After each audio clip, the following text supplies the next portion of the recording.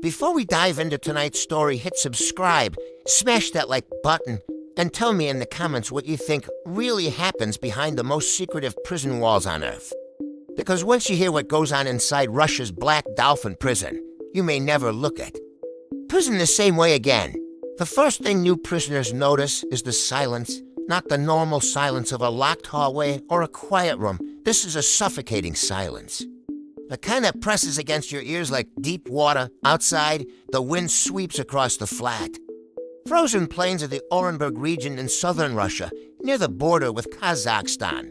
It's a place where the land stretches endlessly in every direction, empty and unforgiving. And standing alone in that emptiness is one of the most feared prisons in the world, Black Dolphin. The prison gets its name from a small black dolphin statue sitting near the entrance gate.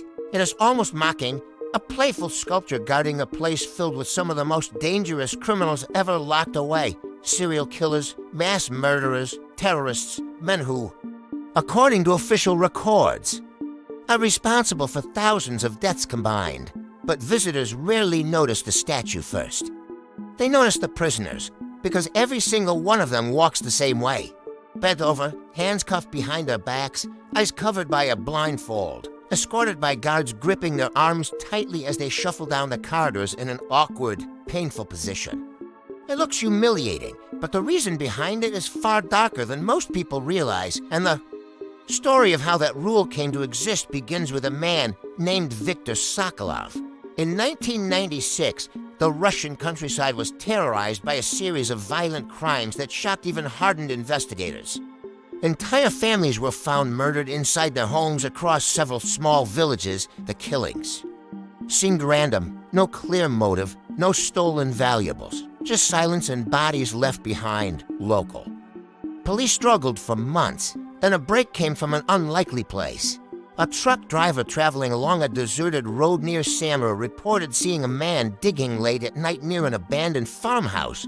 When officers arrived the next morning, they discovered freshly disturbed soil behind the building. What they uncovered would haunt them. For years, inside the shallow grave were 3 victims from a missing family reported weeks earlier. The man arrested nearby was Viktor Sokolov, a quiet former mechanic who had lived in the region for most of his life. At first, he said nothing. For days, investigators questioned him inside a dim interrogation room. Then suddenly, he started talking. And he didn't stop. By the time his confession ended, investigators had connected him to over a dozen murders across multiple towns. His motive was disturbingly simple. He believed society had rejected him, so he rejected society when the trial finally ended. The courtroom fell into stunned silence as the judge delivered the verdict: life imprisonment. Without parole, in Russia, that meant only one place, Black Dolphin prison, when Sokolov arrived. The prison was already known for housing the country's worst offenders. But no one expected what would happen next. At the time, prisoners were transported through corridors with standard escort procedures, handcuffs, guards on both sides, nothing unusual. But Sokolov had been studying the prison carefully, watching, waiting, 3 weeks after his arrival. During a routine transfer between interrogation rooms, something went wrong.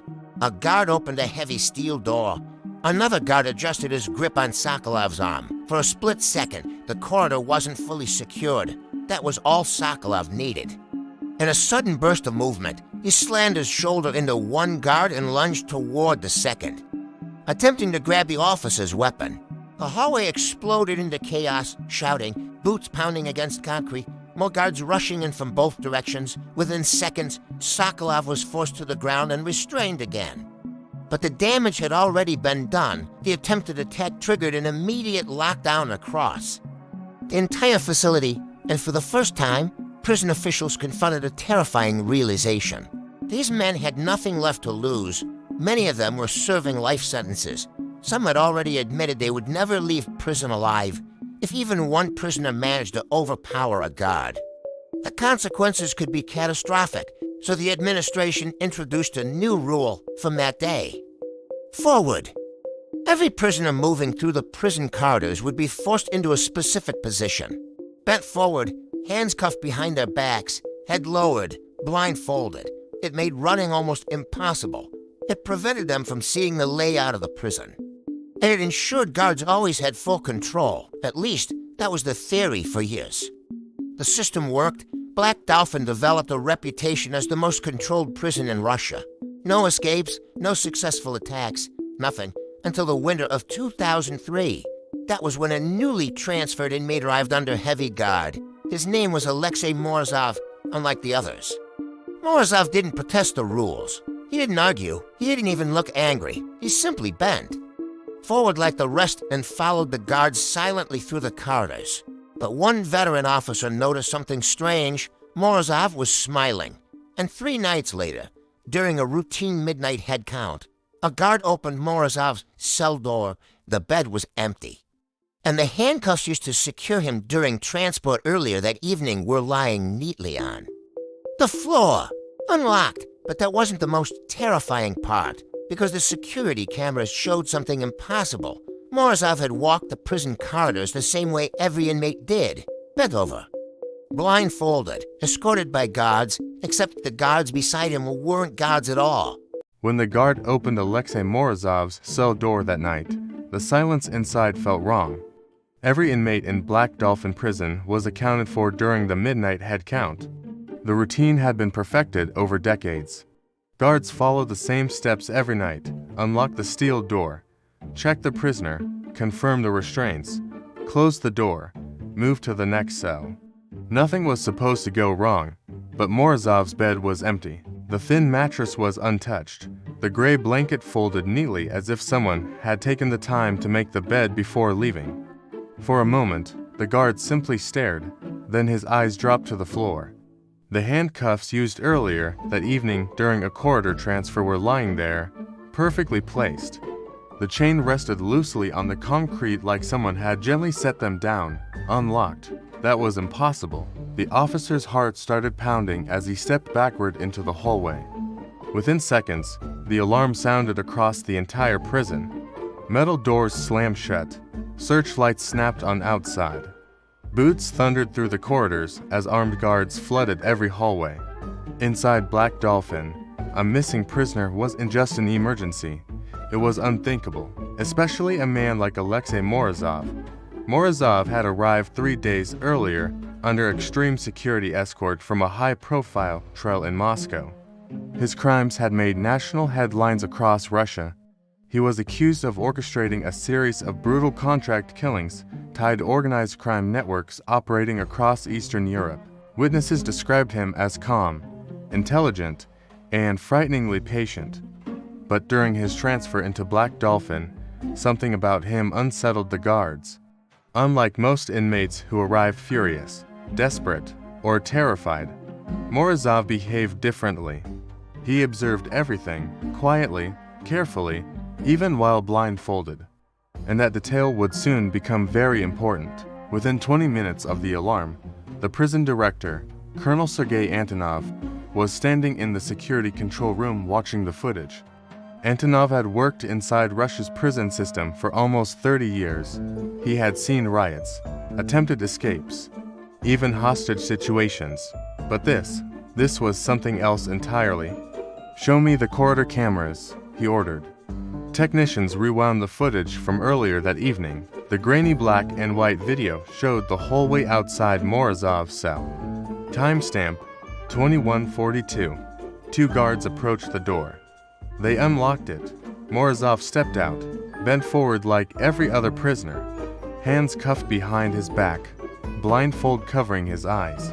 Exactly as protocol demanded, 2 guards gripped his arms and began escorting him down the corridor. Nothing unusual. Antonov leaned closer to the screen.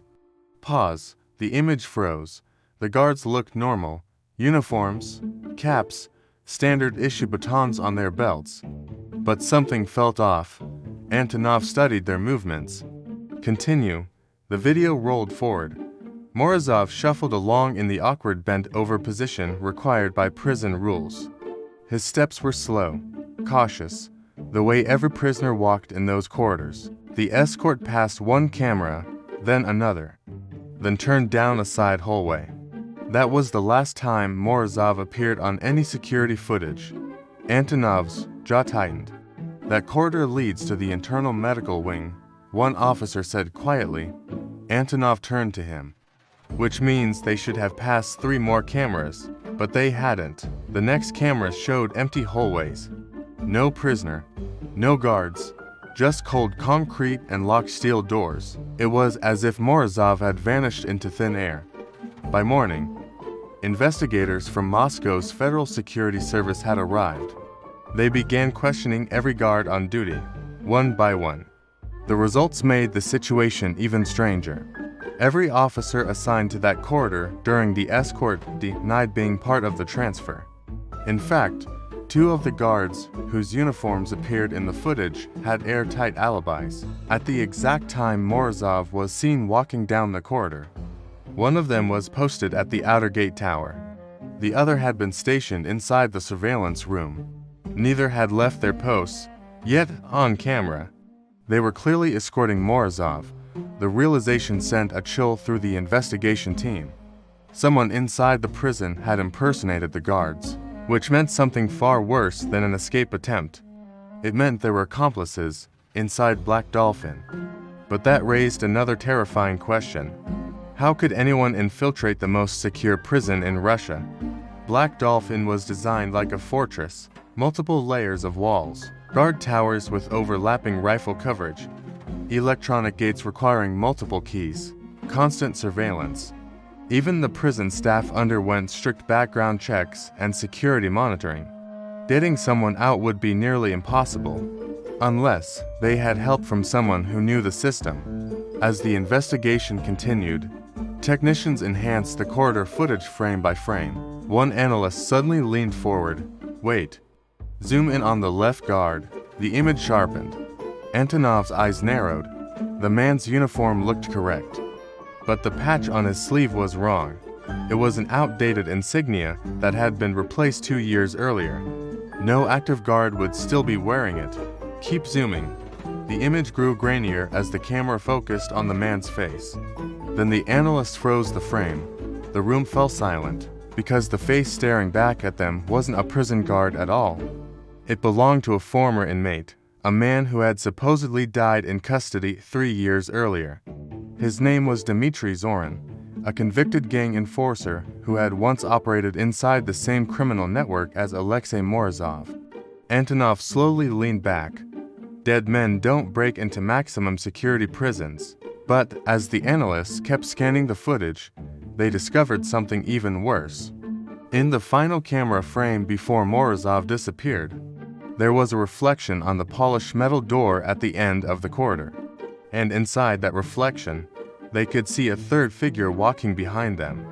Another man wearing a guard uniform, holding a key ring used only by senior prison officials. The kind of keys that could open any door in Black Dolphin. Antonov stared at the screen in disbelief, because he recognized those keys instantly. They belonged to someone who worked inside the prison every day. Someone who had access to every corridor, every security system, every locked door. And when the analysts finally enhanced the reflection enough to see the man's face clearly, Colonel Antonov felt the blood drain from his face. Because the person helping Morozov escape was the prison's own deputy director. By the time the enhanced image appeared on the screen, no one in the control room was speaking. Colonel Sergei Antonov stared at the frozen frame, his hands pressed against the metal table. The reflection on the steel door was faint, distorted by the camera angle and the hallway lighting. But the face was clear enough. There was no mistake. The third man walking behind Alexei Morozov was Deputy Director Pavel Kravchenko, a man who had worked inside Black Dolphin prison for over 15 years. A man trusted with the highest security clearance inside the facility, and now, the investigation was staring at proof that he had helped the most dangerous inmate in the prison disappear. The room erupted into chaos. Officers began shouting orders. Phones rang. Security teams rushed toward Kravchenko's office. But when they forced the door open minutes later, the office was empty. His desk was cleared, computer gone, files missing. It looked like someone had prepared for this moment long before Morozov ever arrived. Antonov's voice was cold when he gave the next order. locked down the entire facility. No one leaves. But deep down, he already knew something terrible. If Kravchenko had helped Morozov escape, then the operation had been planned far outside the prison walls, and the chances of catching them were already slipping away. Within hours, federal investigators took over the case. Every guard inside Black Dolphin was interrogated, every corridor camera reviewed, every staff record examined. What they uncovered painted a disturbing picture. Deputy Director Pavel Kravchenko had quietly changed several security procedures over the previous 6 months. Small adjustments, nothing obvious, nothing that raised alarms, but together, they created tiny gaps in the prison's normally airtight system. Camera maintenance schedules had been altered. Blind spots in corridor surveillance had appeared after equipment upgrades. Certain night shift rotations had been changed repeatedly. And the most chilling discovery of all, 3 guards who had recently resigned from the prison had vanished. Their records showed they had left the job weeks earlier. But investigators now believed their identities had been used to create the fake escort seen on camera. Someone had planned this escape carefully, patiently, for months. And at the center of it all was Alexei Morozov. But the biggest question still remained: why? Why would a deputy director risk everything to help a convicted contract killer escape from the most secure prison in Russia?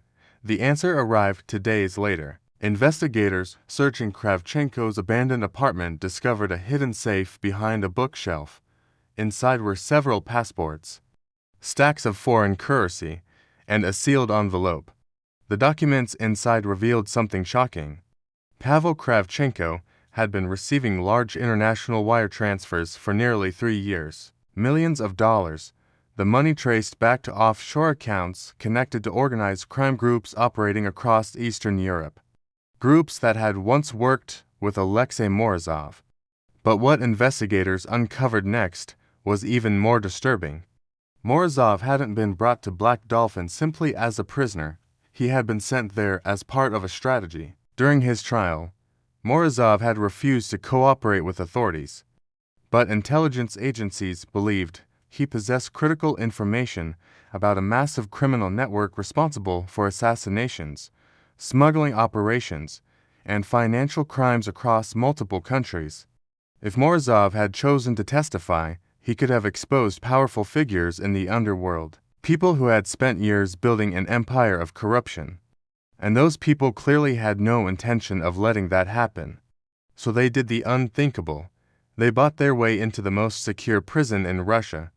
They turned a senior prison official into their accomplice. And they orchestrated an escape that would leave investigators chasing shadows. But one mystery still bothered Colonel Antonov. Even with inside help, moving a prisoner through Black Dolphin was incredibly difficult, especially under the strict transport rule. The rule that forced prisoners to walk bent over, blindfolded, and controlled by guards. That rule was supposed to make escape impossible, yet Morozov had used it to vanish. The realization came during a late-night review of the security footage. Antonov watched the corridor video again. Morozov shuffled forward exactly as the rules required. Bent over, blindfolded, hands cuffed behind his back. Escorted by guards, then it hit him, because of that position. No one had ever questioned the escort. No guard had stopped them. No one had looked closely. They simply assumed the prisoner and the guards were legitimate. The rule designed to control prisoners had also created the perfect disguise. The system had trusted itself, and that trust had been exploited. Alexei Morozov was never found. Neither was Pavel Kravchenko. Interpol issued international warrants. Authorities searched across Europe and Central Asia, but both men disappeared completely. Some investigators believe Morozov was quietly eliminated by the very people who helped free him, ensuring he could never testify. Others believe he was relocated and given a new identity somewhere far from Russia. The truth may never be known, but inside Black Dolphin prison, one thing changed forever. The bent-over walking rule still exists today. Every prisoner still moves through the corridors the same way, slowly, blindfolded, controlled. But now, guards don't just watch the inmates. They watch each other too, because the most terrifying lesson from the Morozov escape wasn't about prisoners. It was about trust, and how even the strongest system in the world can collapse from the inside. So, the next time you see footage of prisoners walking bent over inside Black Dolphin prison, remember this, that posture isn't just about control. It's a reminder of the day the prison learned that its greatest threat wasn't behind the bars, it was holding the keys. And if you thought this story was intense, you're not ready for the next one. Hit subscribe so you don't miss it.